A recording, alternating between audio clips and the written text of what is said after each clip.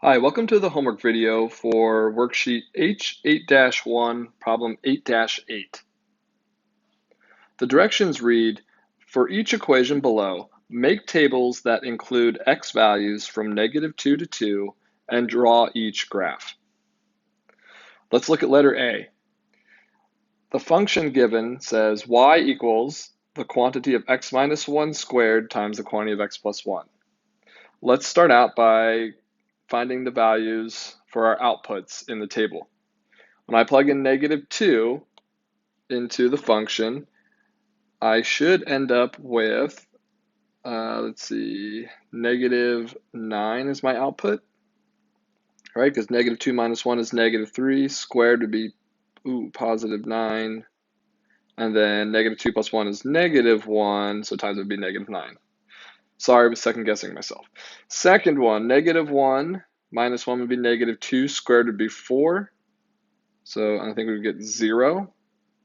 When we plug in 0, we should get 1.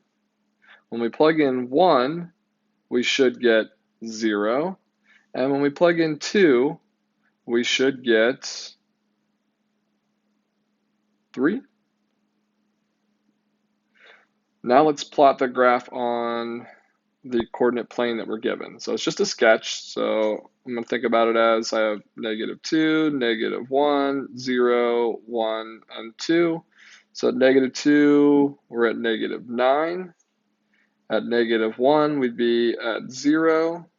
At 0, we would be at 1. At 1, we would be at 0. And then at 2, we would be at 3. So probably somewhere up here. So this one's going to look something like this.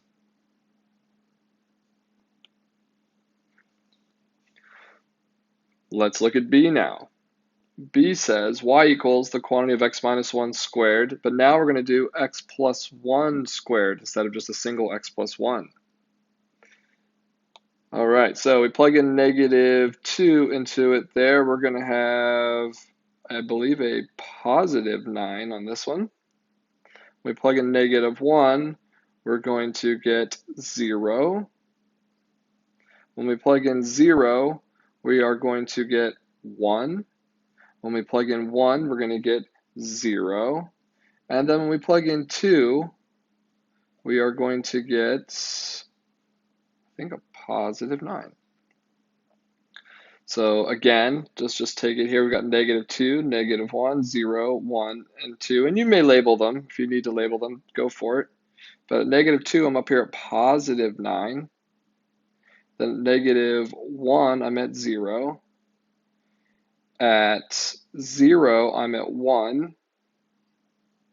At 1, I'm at 0. And then at 2, I'm at 9. Whoops, there we go. So it looks something like this.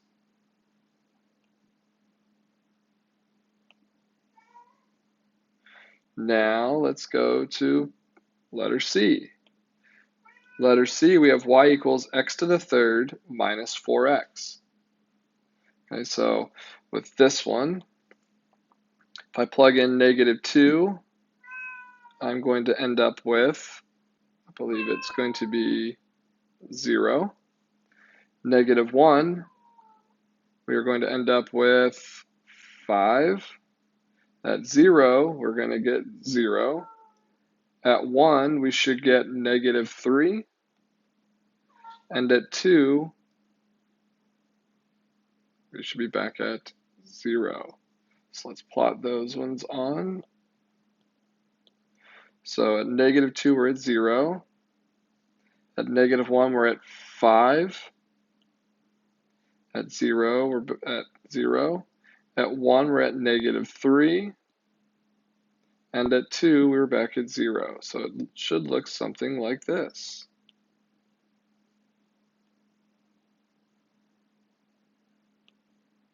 We'll just take it through there. Letter D asks us, what are the parent functions for these equations?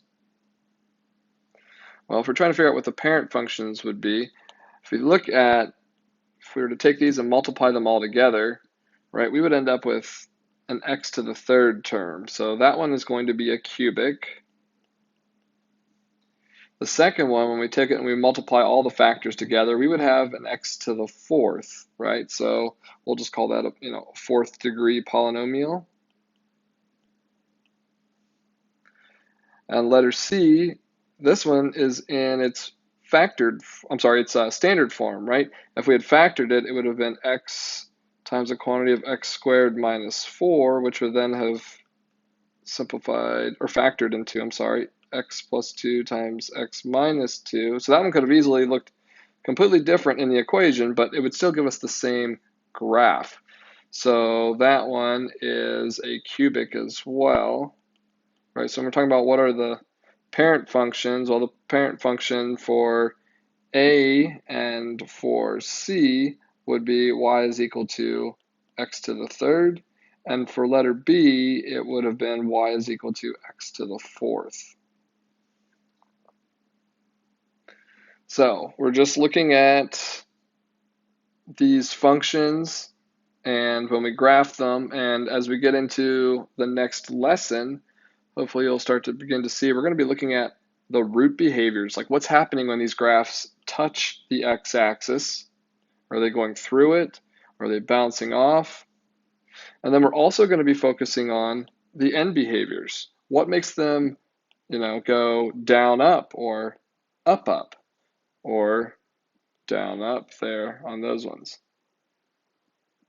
So any questions you have, just hold on to them there and we will discuss them in class. Thanks for watching.